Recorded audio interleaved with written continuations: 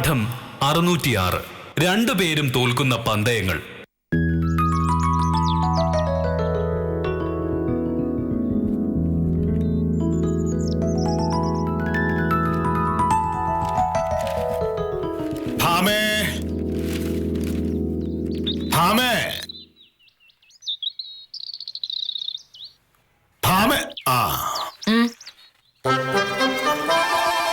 മണി 7:30. ഇതുവരെ ചായ ഉണ്ടാക്കിയില്ലേ?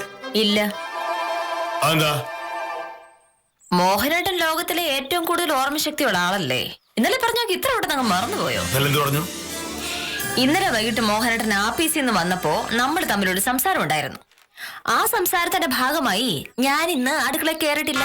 മനസ്സിലായില്ല.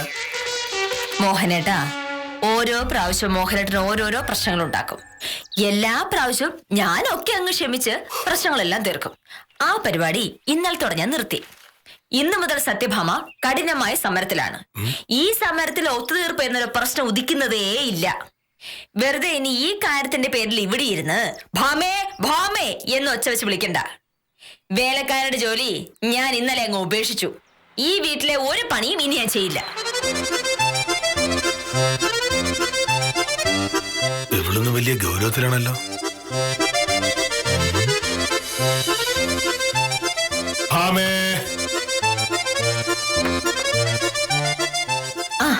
മോഹനോട് വരെ കാത്തിരിക്കായിരുന്നു ഞാൻ പറഞ്ഞ കാര്യം എന്തായി?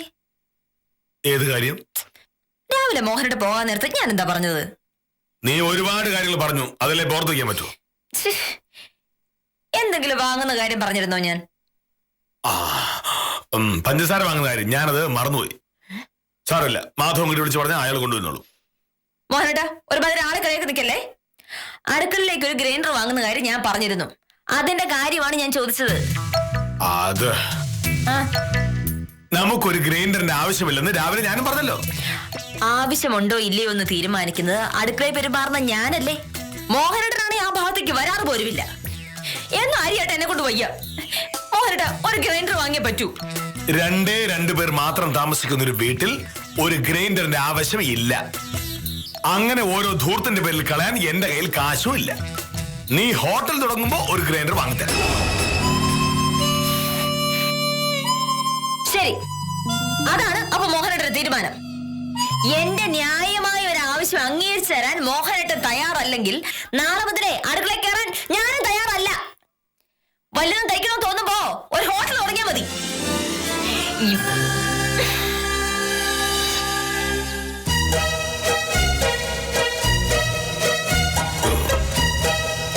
സംഗതി സീരിയസ് ആണല്ലേ.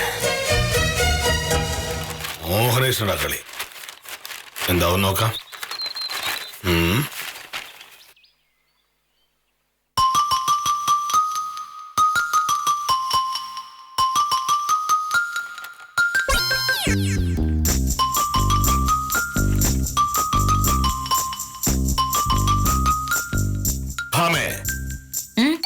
എന്താ നിന്റെ ഉദ്ദേശം? എനിക്കങ്ങനെ പ്രത്യേകിച്ച് ഉദ്ദേശമൊന്നുമില്ല. ഇത് രാഘവൻ വധക്കേസിന്റെ ഫയലാ. അടുത്ത മാസം വിചാരണ തുടങ്ങുന്ന കേസായത്. വേറെ പ്രത്യേകിച്ച് ജോലിയൊന്നും ഇല്ലാത്തതുകൊണ്ട് കേസ് പഠിക്കാന്ന് വെച്ചു. വേറെ ജോലി ഇല്ലാത്തതുകൊണ്ടല്ലോ, നീ ചെയ്യില്ല എന്ന് തീരുമാനിച്ചോണ്ടല്ലേ? അതെ, ഒരു ജോലിയും ചെയ്യില്ല എന്ന് ഞാൻ തീരുമാനം എടുത്ത് കഴിഞ്ഞല്ലോ. പക്ഷെ വെറുതെ ഇരുന്ന് ശീലമില്ലാത്തതുകൊണ്ട് സമയം കളയാൻ എന്താ വഴി നോക്കുമായിരുന്നു. അപ്പോഴല്ലേ ഈ ഫയൽ ഞാൻ കണ്ടത്.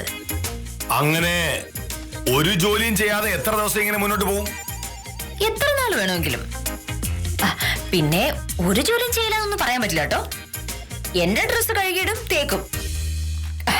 എനിക്ക് വൃത്തിയായിട്ട് ഓഫീസിൽ പോണല്ലോ. മോഹനയുടെ ഷർട്ടും ഉണ്ട്, പക്ഷെ കഴുകില്ല, തേക്കില്ല. 3 ഷർട്ടും കൊണ്ട് ഞാൻ കഴുകി വെച്ചിട്ടുണ്ട്. ഒരു ജോഡി ഷർട്ടും കൊണ്ട് തേച്ചും വെച്ചിട്ടുണ്ട്. അത് ഞാൻ പക്ഷെ നേരത്തെ ചെയ്തു പോയതാ. അതുകൊണ്ട് ഇന്ന് മോഹനയുടെ ആഫീസിൽ പോകാനുള്ളതായി. നാളെ മറ്റന്നാളും സ്വയം തേച്ച് ഇടേണ്ടി വരും. അതിന്റെ പിറ്റേ ദിവസം മുതല് അലക്കലും തേക്കലും മോഹനേട്ടന്റെ വക. ഒരിക്കലുമില്ല മോഹനേട്ടാ. മോഹനേട്ടൻ ഉത്തരവുകൾ അനുസരിക്കുന്ന ഒരു വേലക്കാരി എന്ന സ്ഥാനത്ത് നിന്ന് ഒരു പ്രമോഷൻ കിട്ടുമോ എന്ന് ഞാൻ ശ്രമിച്ചു നോക്കിയതാ. അടുക്കള കയറുന്ന പ്രശ്നം ഉണ്ടാവില്ല. രാവിലെ എല്ലാ ദിവസവും ഞാൻ 10:30 ഇവിടെ നിന്ന് ഇറങ്ങാറുള്ളത്. ഇന്ന് മുതൽ അത് കുറച്ച് നേരത്തെയാക്കും. ഒരു 9 മണിക്ക് ഇറങ്ങിയിട്ടുണ്ടെങ്കിൽ കോടതിയുടെ മുന്നിലുള്ള സുലൈമാനിക്കയുടെ ഹോട്ടലിൽ നിന്ന് രാവിലത്തെ ഭക്ഷണം കഴിക്കാം. നല്ല ഒന്നാന്തരം ഇഡ്ലി സാമ്പാറും കിട്ടും. സത്യം പറഞ്ഞിട്ടുണ്ടെങ്കിലേ ഞാൻ ഉണ്ടാക്കുന്നതിനേക്കാളും രുചി അതിന്. ഭാമേ, ഇതുമാതിരിയുള്ള ഓലപ്പാമ്പുകളെ കാട്ടി പേടിപ്പിക്കാൻ നോക്കരുത്. ഞാൻ എന്നും ഇവിടെ നടക്കുന്നത് 9:38-നാണ്. ഇന്ന് മുതൽ 9 മണിക്കിറങ്ങും. പോകുന്ന വഴി കൃഷ്ണൻകുട്ടിയുടെ ചായക്കടയിൽ നിന്ന് പുട്ടും പഴവും വാങ്ങി കഴിച്ചോളാം. എന്തായാലും നീ ഉണ്ടാക്കുന്ന ഭക്ഷണത്തെക്കാൾ രുചി അതിനുണ്ട്. കൃഷ്ണൻകുട്ടിക്ക് എന്നോട് വളരെയധികം ബഹുമാനവുമുണ്ട്. അതെന്തായാലും ഉണ്ടാവൂല്ലോ. മോഹനേട്ടൻ വലിയ വില്ലേജ് ഓഫീസർ അല്ലേ, ആരവനെ ബഹുമാനിക്കാത്തത്. പിന്നെ ഉച്ചയൂണിന്റെ കാര്യം, ഞാനും വിദ്യയും കൂടി ഏതെങ്കിലും ഒരു നല്ല ഹോട്ടലിൽ പോയി വല്ല ബിരിയാണിയോ ഫ്രൈഡ് റൈസോ കഴിക്കും. വില്ലേജ് ഓഫീസിനടുത്തുള്ള വേലായുധന്റെ ഹോട്ടലിൽ നല്ല ഒന്നാന്തര ഊണ് കിട്ടും. ഞാൻ അത് വാങ്ങി കഴിച്ചോളാം. ഓ, വൈകിട്ട് കോടതി ക്യാൻറ്റീനിൽ നിന്ന് ഒരു ചായ, തിരികെ വരുന്ന വഴി അത്താഴം കഴിക്കാനുള്ളത് പൊതിഞ്ഞിങ്ങ് വാങ്ങാം. എനിക്ക് ആ പ്രശ്നമില്ല. തിരികെ വരുന്ന വഴി കൃഷ്ണൻകുട്ടിയുടെ ചായക്കടയിൽ നിന്ന് ചായ. അത്താഴത്തിന് എന്താ വേണ്ടെന്ന് പറഞ്ഞാൽ കൃഷ്ണൻകുട്ടി പൊതികെട്ടി ഇവിടെ കൊണ്ടുണ്ട്. നീ വൈകിട്ട് വാങ്ങിക്കൊണ്ടുവരുന്ന തണുത്ത ഭക്ഷണത്തിന് പകരം നല്ല ചൂട് കഞ്ഞിയായിരിക്കും ഞാൻ കഴിക്കുക. അപ്പൊ പ്രശ്നങ്ങളൊക്കെ തീർന്നു. ഇനി ചുമ്മാ സംസാരിച്ച് ബഹളം ഉണ്ടാക്കേണ്ട കാര്യമില്ല. ഇന്നു മുതൽ എല്ലാ കാര്യം അങ്ങനെ തന്നെ നടക്കട്ടെ.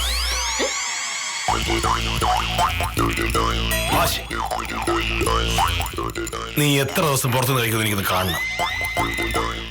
ആണായി എന്നോട് പെണ്ണായി നീ മത്സരിക്കുന്നു. മോഹംകാരി. ഇതൊരു ഫയല്. മോഹനേട്ടാ, ഞാനിങ്ങ് പോകുന്നതിന് ശേഷം മോഹനേട്ടൻ അവിടെ നിന്ന് പതുക്കെ പറഞ്ഞത് ഞാൻ കേട്ടു. എത്ര ദിവസം നീ പുറത്തുനിന്ന് കഴിക്കുമെന്ന് എനിക്കറിയണം. ആണായ മോഹനേട്ടനോടാണ് പെണ്ണായ ഞാൻ കളിക്കുന്നത് എന്ന്. ഈ കളിയിൽ ആണും പെണ്ണും തമ്മിലുള്ള വ്യത്യാസമൊന്നും ഇല്ല മോഹനേട്ടാ. ഇതിൽ ഞാനേ ജയിക്കൂ. ഭാമേ, നിന്നെ കല്യാണം കഴിക്കുന്നതിന് മുമ്പും ഞാൻ 3 നേരം ഭക്ഷണം കഴിച്ചാണ് ജീവിച്ചത്. അതുകൊണ്ട് ഭക്ഷണം ഉണ്ടാക്കില്ല എന്ന് പറഞ്ഞോളൂ വരട്ട് എന്റെ അടുത്ത് നടക്കുമെന്ന് നീ സ്വപ്നത്തിൽ പോലും കരുതണം.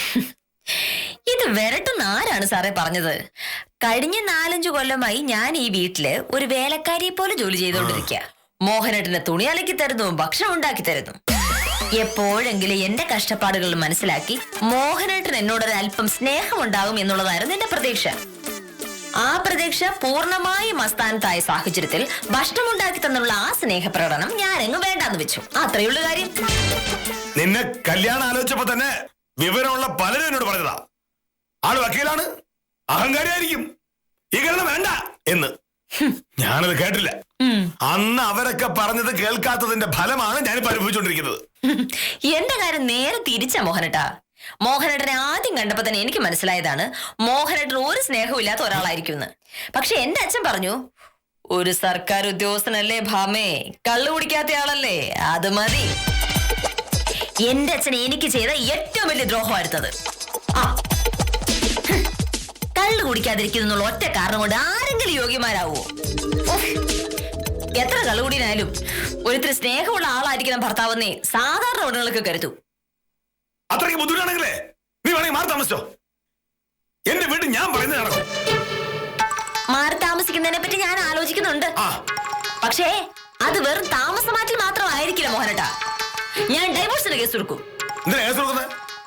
നിനക്ക് അങ്ങനെ ഒരു താല്പര്യം ഉണ്ടെങ്കിൽ നമുക്ക് 2 പേർക്കും ചെറിയൊരു അപേക്ഷ കൊടുക്കാം. അപ്പൊ പെട്ടെന്ന് കാര്യം നടക്കുമല്ലോ. ഞാൻ കളഞ്ഞിട്ട് പോയിട്ടുണ്ടെങ്കിൽ വില്ലേജ് ഓഫീസർ മൂക്കൊണ്ട് ഇക്ഷ വരയ്ക്കുന്ന ഉറപ്പുള്ളത് കൊണ്ട് മാത്രമാണ് ഞാനത് ചെയ്യാതിരിക്കുന്നത്. അങ്ങനെ നിന്റെ ഒരു അവതാരം എനിക്ക് വേണ്ട. നീ കോടതിയിൽ പോയിട്ട് വരുമ്പോ ഒരു അപേക്ഷയും കൊണ്ടുവന്നാൽ മതി, ഞാൻ ഒപ്പിട്ടുതരാം. തോപ്പിക്കാൻ നോക്കല്ലേ ഭാമേ. ഇതൊന്നും പറഞ്ഞ് കെ മോഹനകൃഷ്ണൻ വരട്ടെ നോക്കണ്ട. ഇതൊന്നും പറഞ്ഞ് സത്യഭാമയെ വരട്ടാ നോക്കണ്ട. മോഹനയുടെ കളഞ്ഞിട്ട് പോയെന്ന് ഓർത്ത് എനിക്കൊരു ചുക്ക് പറ്റാനില്ല. ഒറ്റയ്ക്ക് ജീവിക്കാനുള്ള തന്നിടം എനിക്കുണ്ട്. ഓ കാണാം. കാണാനൊന്നുമില്ലല്ലോ. കാണാനൊന്നുമില്ല, അഹങ്കാരി. ഇനി ഞാൻ ഒരു ഒത്തുതീർപ്പിനില്ല. അല്ലെങ്കിൽ ആര് വരുന്ന ഒത്തുതീർപ്പിന്? എനിക്ക് മോഹനയുടെ ഒത്തുതീർപ്പ് വേണ്ട.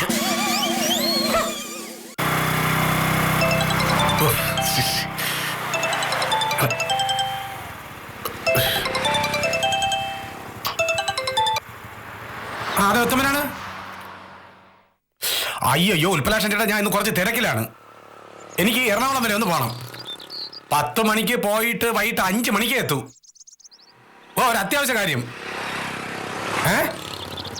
അയ്യോ ഇന്ന് കണ്ടേ പറ്റുമെന്നുണ്ടെങ്കിൽ വൈകുന്നേരം ഒരു 7 മണിക്ക് ഞാൻ അതുവഴി വരാം. അയ്യോ ഇപ്പോഴാ? രാവിലെ ഞാൻ ഭയങ്കര തിരക്കാണെന്നേ. ഓ ശരി ശരി ശരി ശരി. എന്ത് കാര്യത്തിൽ ഉത്തമ തന്നെ വേണം. ഇവരുടെയൊക്കെ പറച്ചിൽ കേട്ട് കഴിഞ്ഞാൽ നാട്ടിൽ വേറെ ആരും ഇല്ലാന്ന് തോന്നുന്നു.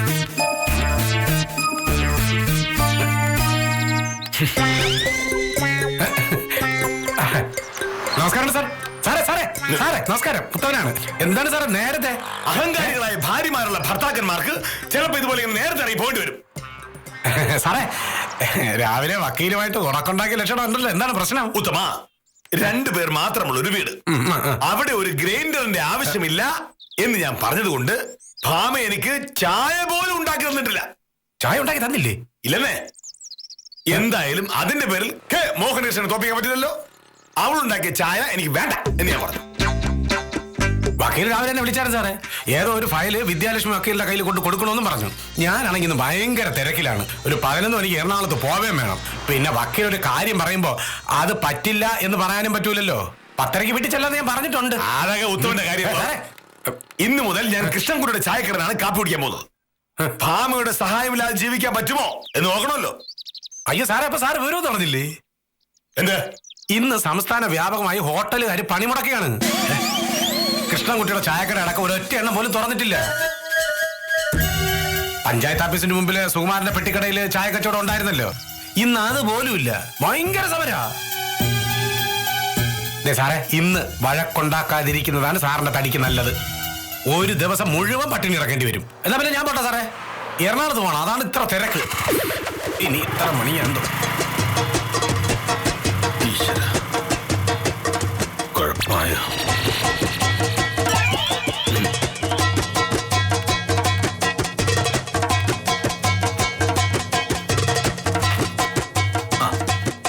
ഹോട്ടലുകാർ ഇങ്ങനെ തുടങ്ങിയാൽ നമ്മളെ പോലുള്ളവർ എന്ത് ചെയ്യും? ഇന്നലെ വൈകിട്ട് പോകുന്ന വഴിക്ക് ഞാൻ സത്യശീലന്റെ കടയിൽ കയറി ചായ കുടിച്ചതാ. ഇന്ന് അവധിയാണെന്നുള്ള കാര്യം അവൻ പറഞ്ഞില്ല. ശിശുപാലൻ ചേട്ടൻ ഇങ്ങനെ ദേഷ്യപ്പെടാൻ എന്തിരിക്കുന്നു? രാവിലെ വീട്ടിൽ നിന്ന് കാപ്പിടിച്ചിട്ടില്ല ഇറങ്ങിയത്. ഉച്ചയൂണ് കൊണ്ടുവന്നിട്ടുമുണ്ട്. വൈകുന്നേരം വീട്ടിൽ ചെന്നാലും ആഹാരം കഴിക്കാം. പിന്നെന്താ പ്രശ്നം? എന്റെ പ്രൊഫസറെ, 10 മണിക്ക് ആഫീസിൽ കയറുന്നതിന് മുമ്പ് ഒരു ചായ കുടിക്കുന്ന ശീലം എനിക്കുണ്ട്. ആ ചായയുടെ ബലത്തിലാ ഉച്ചവരെ നിൽക്കുന്നത്. ഇന്നാ ചായ കിട്ടിയില്ല. അത്രേ ഉള്ളോ? ഹോട്ടൽ അവധിയാണെന്ന് അറിയാതെ യാത്ര ചെയ്യുന്ന ആളുകളെ പറ്റി ഒന്ന് ആലോചിച്ച് നോക്കൂ. യാത്രക്കിടയിൽ പച്ചവെള്ളമെങ്കിലും കിട്ടുമോ? ഇതാണ് രാവിലെ വലിയ ചർച്ച. അല്ല സാർ, ഒരു മുന്നറിയിപ്പില്ലാതെ ഹോട്ടലുകാർ സമരം നടത്തുന്നതിനെ പറ്റി പറയായിരുന്നു. ഒരൊറ്റ ഹോട്ടൽ ഈ നാട്ടിൽ തുറന്നിട്ടില്ല സാർ. ശിശുപാലൻ രാവിലെ കഴിച്ചില്ലേ? ഓ, ഉച്ച ഊണ് കയ്യിലുണ്ട് താനും. പിന്നെന്താ പ്രയാസം? രാവിലെ പച്ചവെള്ളം പോലും കുടിക്കാത്ത, ഉച്ച ഊണിന് ഒരു വഴിയില്ലാത്ത മനുഷ്യരില്ലേ നമ്മുടെ നാട്ടില്? അവരൊക്കെ എന്ത് ചെയ്യും?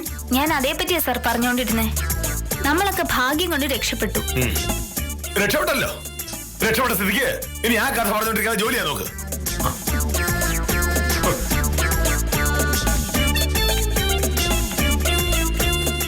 ഹോട്ടലുകാർ സമരം ചെയ്ത മോരേഷ് സാറിന് എന്താ?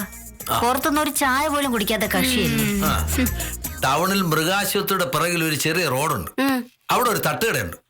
രാജീവൻ എന്നാണ് അത് നടത്തുന്നവന്റെ പേര്. എന്ത് സമരമായാലും രാജീവൻ കട തുറക്കും. അത് നാട്ടുകാർക്കൊക്കെ ഭയങ്കര സൗകര്യമാണ്. കഴിഞ്ഞ ഹർത്താലിന് കുറെ പേര് രാജീവിന്റെ കട അടപ്പിക്കാനായിട്ട് ചെന്നു. അപ്പൊ അവൻ പറഞ്ഞു, കട അടയ്ക്കാം, പക്ഷെ ഉണ്ടാക്കി വെച്ചിരിക്കുന്ന സാധനമൊക്കെ നിങ്ങൾ കഴിക്കണമെന്ന്. എന്റെ പ്രൊഫസറെ, രാജീവൻ ഉണ്ടാക്കുന്ന ഭക്ഷണത്തിന് ഒരു പ്രത്യേക രുചിയാണ്. അത് കഴിച്ചിട്ട് സമരക്കാര് പറഞ്ഞു, നീ കട അടയ്ക്കേണ്ട രാജീവ എന്നും തുറക്കാൻ. അത്രയ്ക്ക് നല്ല ഭക്ഷണമാണോ? പിന്നെ ആണോ ഒന്നോ?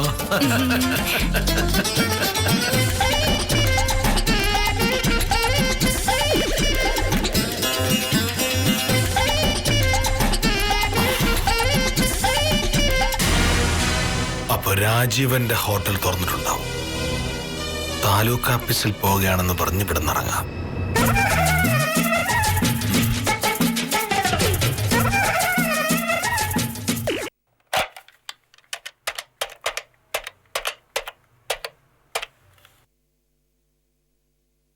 വക്കീലേ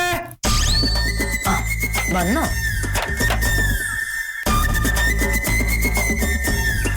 നമസ്കാരം നോക്കിയില്ലേ? എനിക്ക് ഇന്ന് അത്യാവശ്യമായിട്ട് എറണാകുളം വരെ പോകേണ്ട ഒരു കാര്യമുണ്ട്. 11 മണിക്കുള്ള ബസ്സിൽ പോകണം. അതുകൊണ്ടാണ് വിളിച്ചപ്പോൾ ഞാൻ തിരക്കാണെന്ന് പറഞ്ഞത്. ഇതൊരു അത്യാവശ്യ കാര്യമായി പോയി ഉത്തമ. എനിക്കിന്നൊരു കക്ഷിയുടെ ഓഫീസിൽ പോയി കാണേണ്ട കാര്യമുണ്ട്. ഫയല് രാവിലെ പക്ഷെ വിദ്യാലക്ഷ്മി ഏൽപ്പിച്ചേ പറ്റുവാനും. അതുകൊണ്ടാ ഉത്തമം വന്നേ പറ്റൂന്ന് ഞാൻ പറഞ്ഞത്. വിദ്യ ഓഫീസിൽ കാണും. അവളെ കണ്ടില്ലെങ്കിൽ ഇത് മത്തായി ചേട്ടനെ ഏൽപ്പിച്ചാൽ മതി. ഓ ശരി വക്കീലെ. പിന്നെ രാവിലെ ഇവിടുത്തെ മോനേഷ് സാർ വഴക്കുണ്ടാക്കിയിട്ടാണ് ഇറങ്ങിയതല്ലേ? ഞാൻ സാറിനെ വഴി വെച്ച് കണ്ടായിരുന്നു. കൃഷ്ണൻകുട്ടിയുടെ ചായക്കടയിൽ നിന്ന് കഴിക്കാൻ പോകുന്നെന്ന് സാറ് പറഞ്ഞു. അത് ഇന്ന് മാത്രമല്ല ഉത്തമ, ഇനി ഇന്നും അങ്ങനെ ആയിരിക്കും. മോഹനേട്ടൻ മാത്രമല്ല ഞാനും. വക്കീല ഞാൻ ഇന്ന് അടുക്കളയിൽ കയറിയിട്ടില്ല. എന്റെ ഭക്ഷണം പുറത്തുനിന്ന് തന്നെയാ. അയ്യോ വക്കീല, അത് നടക്കൂലല്ലോ. ഇന്ന് ഹോട്ടലുകാർ സംസ്ഥാന വ്യാപകമായി പണിമുടക്കുകയാണ്. മരുന്നിന് പോലും ഒരു ചായക്കട തുറന്നിട്ടില്ല. വെറുതെ വാശി പിടിക്കാതെ അടുക്കളയിൽ കയറി എന്തെങ്കിലുമൊക്കെ ഉണ്ടാക്കി കഴിഞ്ഞാൽ വക്കീലിന് തന്നെ കൊള്ളാം. ഇല്ലെങ്കിലേ പട്ടിണിയായി പോവേ. ശരി എന്നാ. എന്റെ ഈശ്വര, അതൊരു കൊടും ചതിയായി പോയല്ലോ. അയ്യോ, കാഞ്ചന സാറേ, രവീന്ദ്ര സാറിന്റെ കൈവശാവകാശ സർട്ടിഫിക്കറ്റ് എഴുതിയായിരുന്നോ? ഇതാ എഴുതി വെച്ചിട്ടുണ്ട്. ഇന്ന് കൊടുക്കണമെന്നാ മോനേഷ് സാർ പറഞ്ഞേ. ഇനിയിപ്പോ സാറ് ഒപ്പിട്ടാ മാത്രം മതി.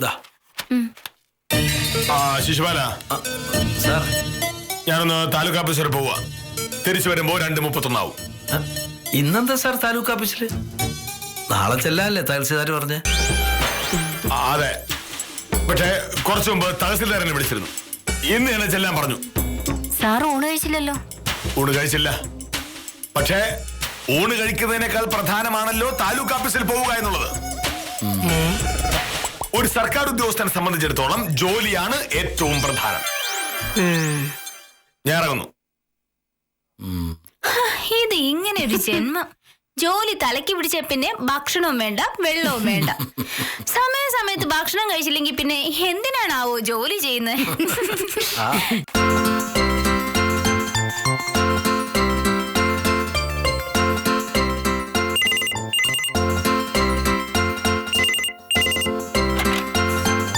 ഹലോ, ആ വിദ്യ, ഞാൻ ആ പേപ്പറൊക്കെ ഉത്തമന്റെ കൈ കൊടുത്തു വിട്ടിരുന്നു. കിട്ടിയോ? നീ അതൊക്കെ ഒന്ന് ശരിക്കും നോക്കണേ. ഒന്നും പറയാതിരിക്കാൻ നല്ലത്. എനിക്കൊരു അബദ്ധം പറ്റി. മോഹനേട്ടനുമായിട്ട് വഴക്കുണ്ടാക്കി രാവിലെ ഒന്നും ഞാൻ ഉണ്ടാക്കില്ല. മോഹനേട്ടൻ പുറത്തുനിന്ന് കഴിച്ചോളെന്നാ ഞാൻ കരുതിയത്. അത് കഴിഞ്ഞ് അറിഞ്ഞത് ഹോട്ടലുകാർ സമരത്തിലാണെന്ന്. മോഹനേട്ടൻ എന്നൊരു ചായ പോലും കുടിച്ചിട്ടുണ്ടാവില്ല. ഞാൻ മോഹനേട്ടനുള്ള ഊണുമായിട്ട് ആഫീസിലേക്ക് പോവുക. തിരിച്ചു വന്നിട്ട് വിളിക്കാം. ആ,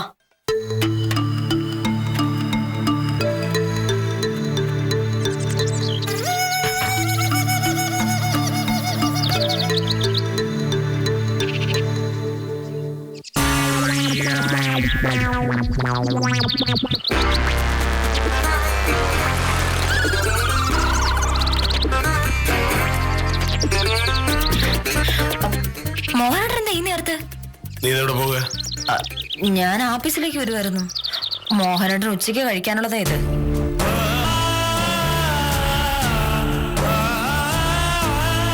ഹോട്ടലുകാരൊക്കെ സമരമെന്ന് ഉത്തമം പറഞ്ഞു. മോഹനേട്ടൻ രാവിലെ ചായ പോലും കുടിക്കാതല്ലേ പോയത്. അതുകൊണ്ട് പെട്ടെന്ന് ചോറും കറിയും വെച്ച് ഞാൻ ഇറങ്ങുമായിരുന്നു. നീ അടുക്കളയ്ക്കല്ലെന്ന് വാശി പിടിച്ചതുകൊണ്ട് നീയും പട്ടിണിയായിരിക്കും ഞാൻ കരുതി. ഭാഷയില് നിന്നെ തോപ്പിക്കാൻ പറ്റില്ലല്ലോ. അതുകൊണ്ട് ടൗണിൽ രാജീവിനെ തട്ടുകടയൊന്ന് കഴിക്കാനുള്ളത് ഞാൻ വാങ്ങി. എന്താ ഇത്? ചപ്പാത്തിയും കോഴിക്കറിയും. മോഹനേട്ടൻ കഴിച്ചോ? ഇല്ല, ഒരുമിച്ച് കഴിക്കാലോ. രാവിലെ മുതൽ നീ ഒന്നും കഴിച്ചാണില്ലല്ലോ. അപ്പൊ ഞാൻ ഉണ്ടാക്കി ഈ ചോറോ? ഇത് മോഹനേട്ടന് വേണ്ടി മാത്രം ഉണ്ടാക്കിയതല്ലേ? എങ്കിൽ പിന്നെ നീ ഉണ്ടാക്കിയ ചോറ് ഞാനും കഴിക്കാം. മോഹനേട്ടൻ കൊണ്ടുവന്ന ചപ്പാത്തി ഞാനും കഴിക്കാം. മോഹനേട്ട, ഇത്രയും സ്നേഹം ഉള്ളിലുണ്ടെങ്കിൽ അത് പ്രകടിപ്പിക്കേണ്ട നേരത്തൊന്ന് പ്രകടിപ്പിച്ചൂടെ? അങ്ങനെയാണെങ്കിൽ ഞാൻ രാവിലെ ഇങ്ങനെ വഴക്കുണ്ടാക്കുമായിരുന്നു. അതിപ്പോ നിനക്കും അതൊക്കെ ആകാമായിരുന്നല്ലോ. അപ്പൊ ഞാൻ വഴക്കുണ്ടാക്കില്ലായിരുന്നു. അപ്പോ ഗ്രൈൻഡറിന്റെ കാര്യം എങ്ങനെയാ? വാങ്ങാം. പെട്ടെന്നൊന്നും വേണ്ട, പതുക്കെ വാങ്ങിയാ മതി. നമ്മൾ രണ്ട് പേരല്ലേ ഈ വീട്ടിലുള്ളൂ. രണ്ടുപേർക്ക് ഭക്ഷണം ഉണ്ടാക്കാൻ ഗ്രൈൻഡർ വേണം നിർബന്ധമൊന്നുമില്ല. പരസ്പരം തോൽപ്പിക്കാനായി കണ്ണടച്ച് ഉത്സാഹിക്കുമ്പോഴും മനസ്സ് നിറയെ സ്നേഹം സൂക്ഷിക്കുന്നവരാണ് ഈ വിചിത്ര ജീവികൾ.